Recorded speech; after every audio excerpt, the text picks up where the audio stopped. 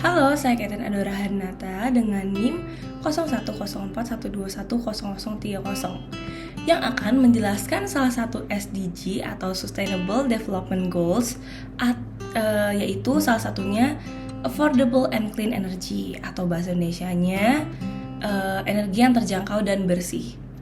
Nah, kita sebagai penduduk Indonesia sangat perlu mengetahui tentang hal ini karena di zaman sekarang sumber daya energi kita mulai menipis dan kita perlu tahu seberapa pentingnya hal ini dan cara menanggulanginya. Jadi yang pertama yang harus kita ketahui adalah energi. Apa itu energi? Energi merupakan kebutuhan mendasar yang berdampak pada pertumbuhan ekonomi dan kesejahteraan masyarakat.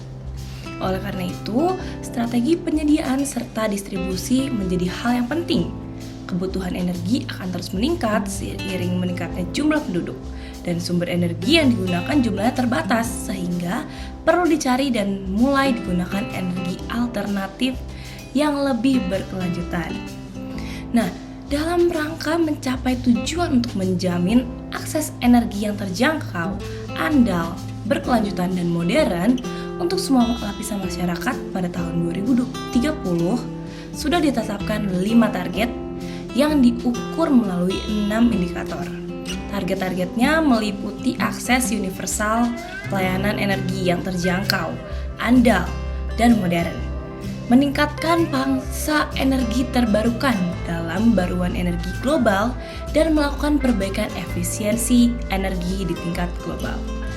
Dalam mencapai tujuan untuk menjamin akses energi yang terjangkau dan bersih, kita juga perlu membangun yang namanya ekonomi yang inklusif. Pembangunan ekonomi yang inklusifnya apa sih? Jadi, ini tuh cara paling efektif untuk mengurangi kemiskinan dan meningkatkan kesejahteraan. Tetapi sebagian besar kegiatan ekonomi mustahil dilakukan tanpa tersedianya energi modern yang cukup, handal, dan memiliki harga yang kompetitif. Energi dan cara menggunakannya harus efisien, berkelanjutan, dan sebisa mungkin terbarukan. Dalam 20 tahun terakhir, beberapa negara telah melakukan langkah besar dalam mengurangi intensitas energi.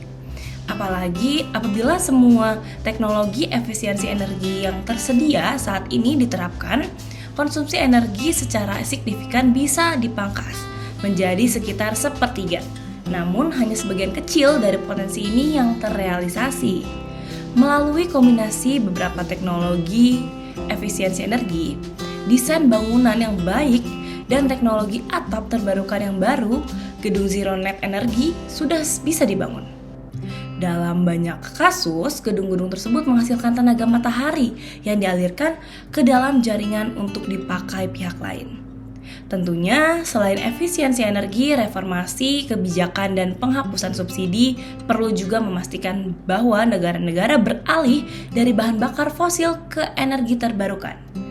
Kemajuan teknologi yang pesat ini telah menurunkan biaya energi terbarukan bagi tiap orang. Kita sekarang melihat investasi skala besar dalam energi terbarukan yang sudah umum, seperti tenaga air, juga teknologi maju seperti tenaga panas bumi, matahari, dan angin.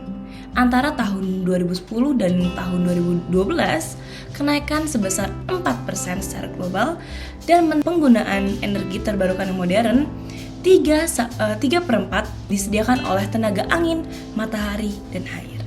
Nah, jadi untuk kita semua penting sekali untuk mengetahui ini, data ini dan pengetahuan ini karena kedepannya kita nggak ada yang tahu.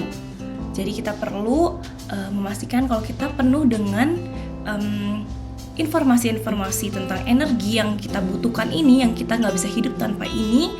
Kita harus memberikan inovasi-inovasi baru, bahkan memikirkan bagaimana cara menanggulanginya dengan tepat.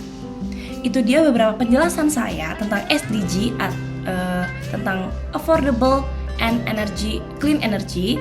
Kiranya dapat bermanfaat dan menjadi pengetahuan yang baru untuk kita semua agar Indonesia dapat lebih peka lagi terhadap keadaan lingkungan kita. Pahamilah perasaan alam dengan sekitarmu agar Anda tahu persis pentingnya alam bagi kehidupan kita. Saya Catherine dan terima kasih.